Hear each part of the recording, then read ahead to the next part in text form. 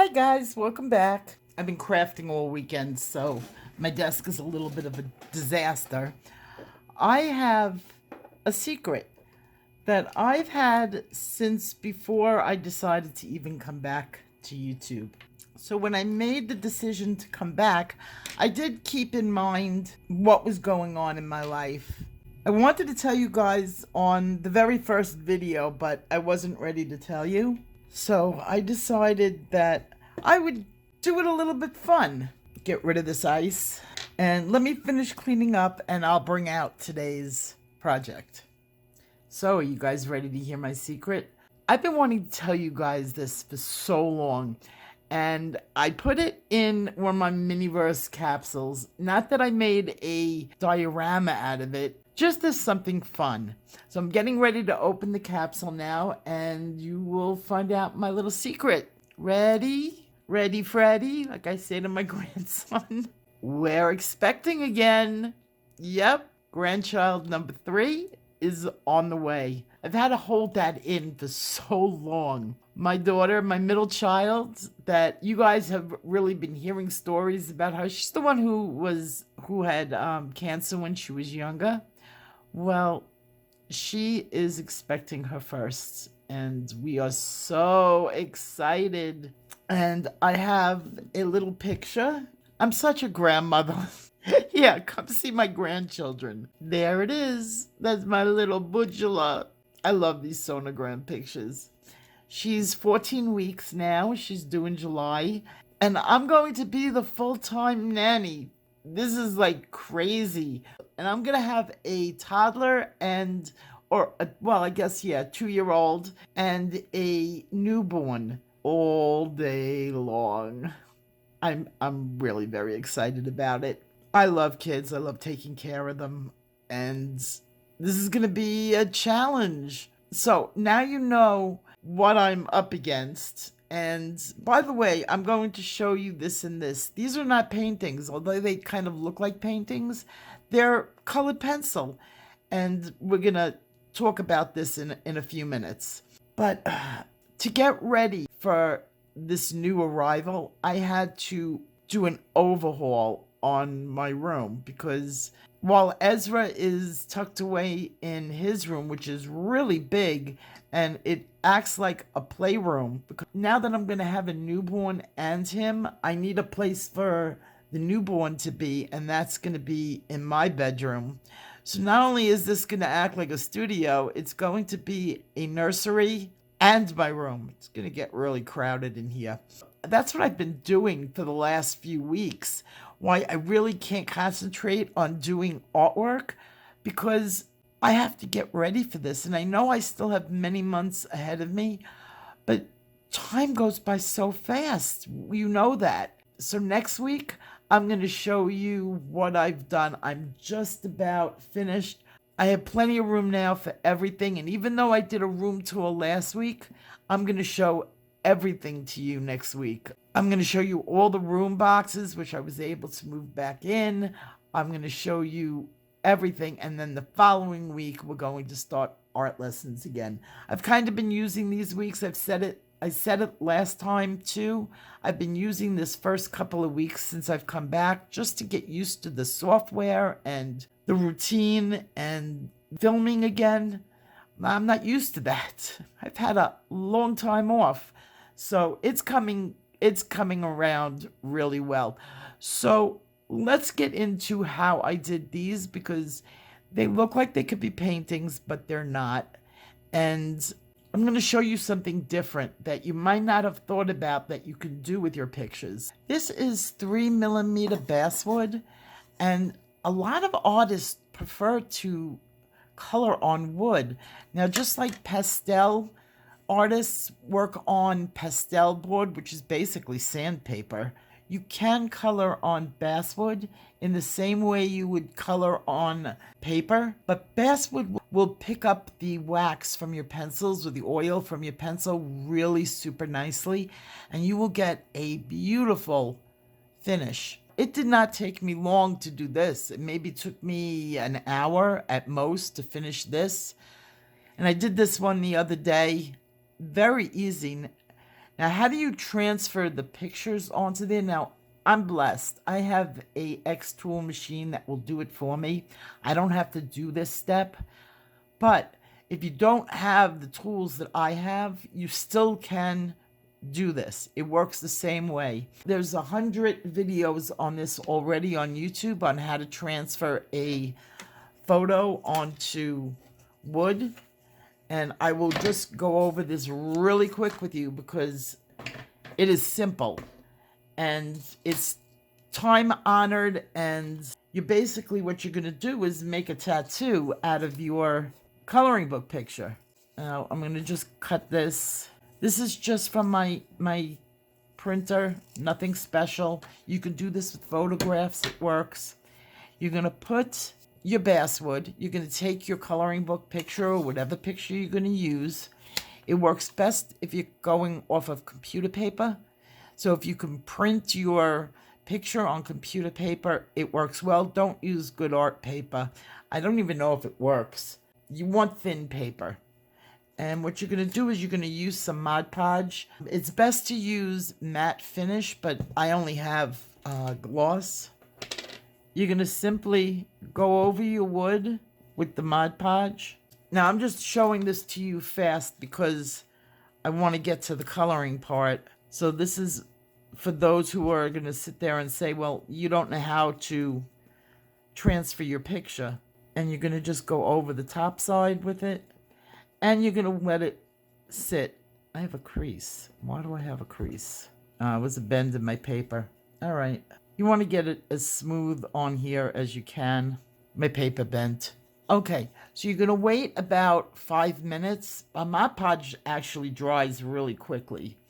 You're going to wait about 5 minutes, and it's going to be a little bit less than tacky. And what I like to do is I just wet my finger, and you're going to gently rub the back of this, just like that. And you're going to let it, you're going to add some friction. And what you're going to do is you're going to see the paper is going to start to rub off. Go slow, don't go hard. And you want to get it down to its thinnest point. And you can see it's transferring straight over onto the wood. Now this could take some time. The more you work on it, see this part is coming through. The longer you work on it and the more you work on it, the more it's going to go onto your wood. Once it's gone, the paper is gone, you let it fully dry, and then you can use a little matte seal spray if you want on it, but I've drawn just on it in the past, right like that. Eventually all the paper is going to disappear from it, and you can see it's tattooing onto the wood. So this still has a lot of work to do. I would keep going until I only had the little stalk on there. You can even see it. It goes this way. There's the little face. There's the baby. And that's one way of transferring it. You can also use transfer paper. Any of the ways that you would get your colored picture onto good medium, you can do on the wood. I just wanted to show it to you one more time. Look how the ink is going right onto the wood. You could see it in areas. It's starting to work over here on the wings. So you don't want to leave the paper on it. You just want that layer that has that ink on it. Now, what I forgot to mention is you can go over to your sink and just keep wetting it, but go very, very lightly. Scrape that paper off light and light and light. And this way, see, there's no more paper over here. The ink is actually in the wood. Over here, there's still paper over here. There's no paper over here. So if I was going to spend a lot more time on it, it would be like a transfer tattoo. I used my X tool machine instead of transferring it with the Mod Podge. If you don't get the technique in the Mod Podge, just use transfer paper and draw over your picture. It's so easy to do. So now I have my board and I have my sketch on it. Now my X tool machine was a little bit dark. I realized that I didn't do any sort of adjustments from the SVG file. So that's why it came out dark and very light up here. I can get this much lighter because it's actually, I used two different files to do the top and the bottom. I just didn't adjust the bottom part. Now, my first step in using board is I like to put a drop of mineral spirits onto it. Now, it's clear, and you're going to let it, the mineral spirits is going to dry on here nice and clear. You don't have to use a lot, just a very thin layer on it. And I'm not going to do the whole thing because I'm not going to develop this whole picture in front of you. I'm just showing you a technique today. So now I'm going to give it about 10-15 minutes just to dry on there. Now what I use that for is it gives it a very, very smooth finish with very, very little effort.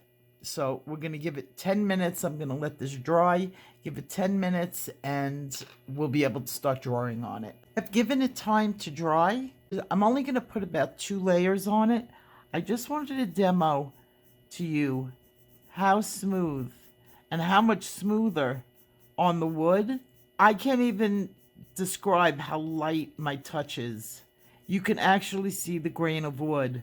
I'm working so light, and look at the color on it that I'm getting. Now this is a typical way of laying down pencil. You always, between layers, you change your direction. This helps you fill in gaps where you may have missed just going in one direction. And there's no difference in the way you color. You're just going to feel the difference. The wood will take on as much detail as you want to give it. It takes on way more layers than paper, and you don't have to worry about breaking through the paper if you like to put layer on top of layer. Now that's one layer, or 2 layers. Let's do your third. Now, when I teach colored pencil, I always tell people to lay down a couple of layers, 2-3 layers, and then do circles. So once you're doing the first 2, you're going to do just your regular strokes. I'm not scribbling, strokes. And then the 3rd layer, you're going to do circles. Look how beautiful this lays down. Looks like paint. Now, a good thing about this is your tooth lasts practically as long as you want it to last. Now, if I want to change colors, it blends beautifully. This is my 4th layer, and look at the color difference and the blending. Now, of course, that's not the way you would do a blending stroke. This is, you want to put 3rd color. Let's put this as a 3rd color. My hand is very light, and look at the difference and how easy you get your color. And if you look really, really, really close up, you'll see that you have a ton of tooth. Wood is now what I prefer to color on. And as I said, I'm blessed with an X-Tool machine. You do not need one. With my X-Tool machine, I could do every type of file that there is. You have to do a little converting, a little bit of learning curve on how to use the machine, which is just normal. Now, the one other thing that I like about wood, well, let me get my white. It takes white pencil beautifully. Let's get a white bunny. Look how nice this is. No fighting with your pencils. Takes white beautifully. It takes black beautifully. And what's really nice is when you're finished and you want to use a little bit more, you want to blend it a little bit more, you can use a little bit more of mineral spirits very lightly. Now look at it. Okay, you're going to let that dry. That is how I got these 2 pictures to look like they were painted. And I will see you. Oh, wait a minute. And I will see you next week. Take care. Bye-bye.